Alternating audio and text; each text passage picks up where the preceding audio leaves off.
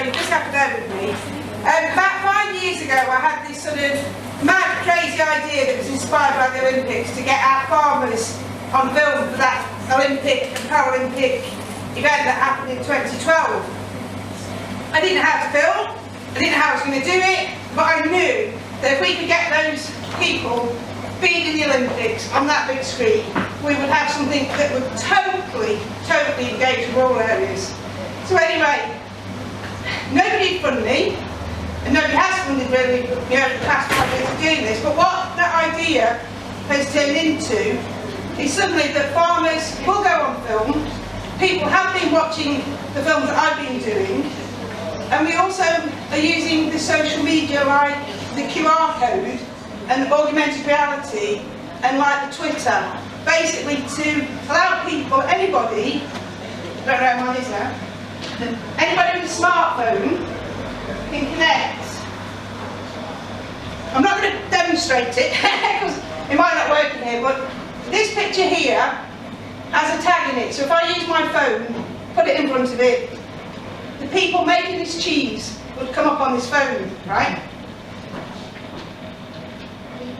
What we have in this concept of potential, and I just caught the tail end of that lady's speech at the end, is through this technology and through the passion and the pride of our food producers, but also of the pottery people, we have an ability to connect with anybody in the UK and internationally about what we have here in Stoke and Staffordshire. And I see that as the pride, the passion, the absolute ability to turn clay, to turn food into something very special that people want to come to see.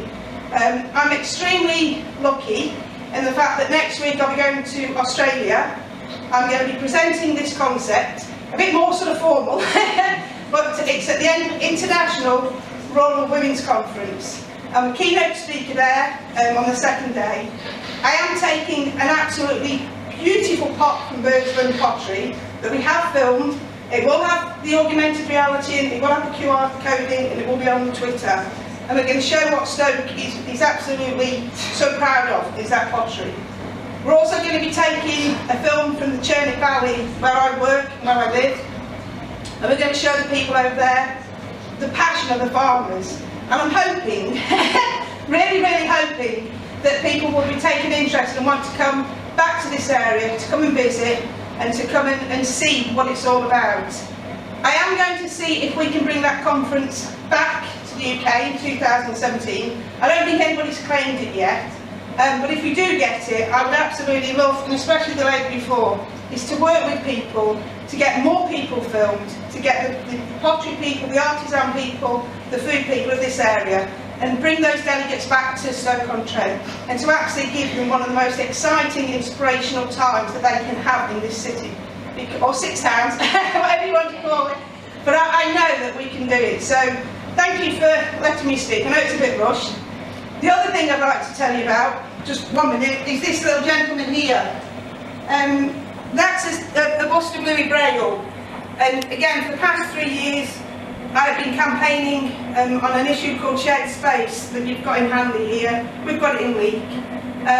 Again, we had to make a film about the problems of blind people not being able to use this space. It's where they take the curb away, they take the crossing away, and you're expected to use your eyes to cross that road.